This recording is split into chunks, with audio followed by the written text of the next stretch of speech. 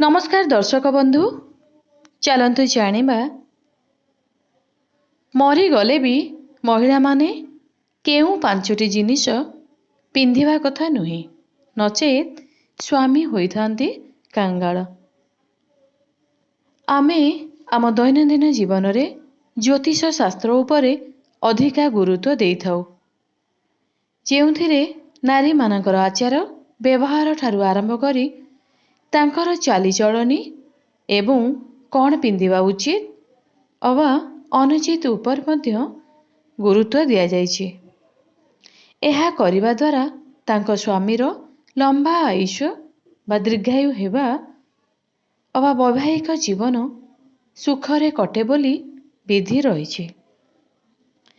एहार विपरीत जदि एही सबु जिनिस अवा नियम उपरे जदि गुरुत्व दिया न जाए, तेबे स्वामी दारिद्र्य चिंतित अवा रोगाग्रस्त होई पारे बोली कहा जाइछि।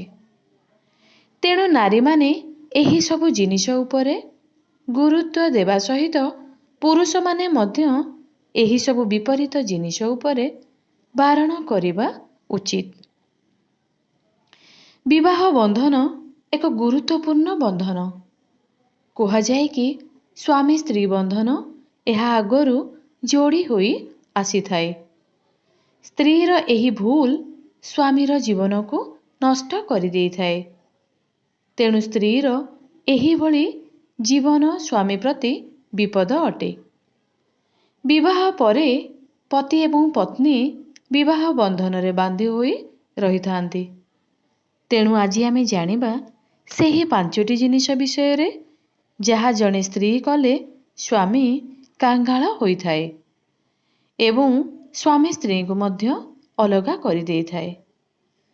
ज्योतिष शास्त्र अनुଯାयी श्रृंगार को शुभ मना जाइछि, हेले केते गुड़िए श्रृंगार को अशुभ मध्य मना जाइथे। कारण आजिकाली आधुनिककरण लागि अनेक एही पाश्चात्य परंपरा को भूली जाइथांती, जहा जीवन को बर्बाद आड़को टाणी आनी थाए।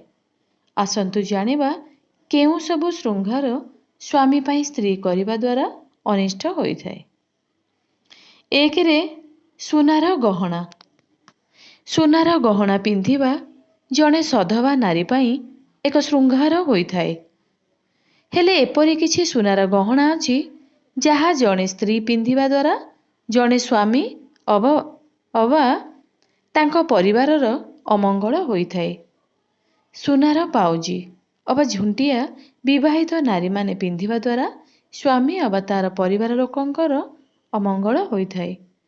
उन्नति रे बाधा आसीबा सहित घर को अभाव आसी थाए।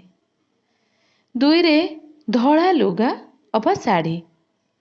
आधुनिक युग अनुसार धड़ा लुगा अवा साड़ी पिंधिबा एक फैशन रे परिणत हेलानी, हेले एही विवाहित नारी मानक पई अनुचित। एहा करिबा द्वारा ताहार स्वामीर मूर्ति को आमंत्रण करिबा परी होई थाए। कारण शास्त्र अनुଯାयी केवल विधवा नारी माने धड़ा साड़ी पिंधिबा उचित होई थाए। तीन रे मंगलसूत्र।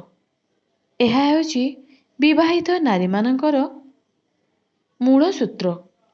आधुनिक नारी माने मंगलसूत्र को गलारे धारण न करी हातरे धारण करिथांती, जहा तांको स्वामी पाई अमंगल होई थाए एवं जीवन जीविका रे व्याघात सृष्टि करिथाए। चारि रे सिंदूर। एहा हेउची जणे सधवा नारीर सधवा हेबार एक मूल अंग। हेले आधुनिक जुगरे आजिर नारी माने सिंदूर को सामान्य भावरे लुचाई पिंधि थांती। हेले केही केही नाली सिंदूर बदल रे अलगा रंगर सिंदूर लगेई थांती, जहा स्वामींकर आयुष्य को क्षीण करिथाए एवं स्वामी को बर्बाद मध्य करिथाए। तेणु एही सब श्रृंगार को जणे नारी सजेई न रखिले तार स्वामी ताठारो दूरे रही थाए।